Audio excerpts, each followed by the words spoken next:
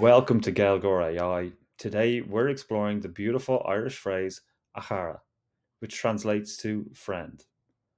Chára is a warm and affectionate way to address someone you care about deeply. You can use it when greeting a friend, writing a letter, or simply expressing your fondness for someone special in your life.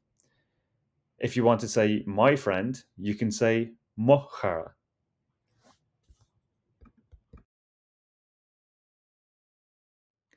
Let's practice the pronunciation together. Repeat after me. A chára. It sounds like a chára. Remember to emphasize the ch.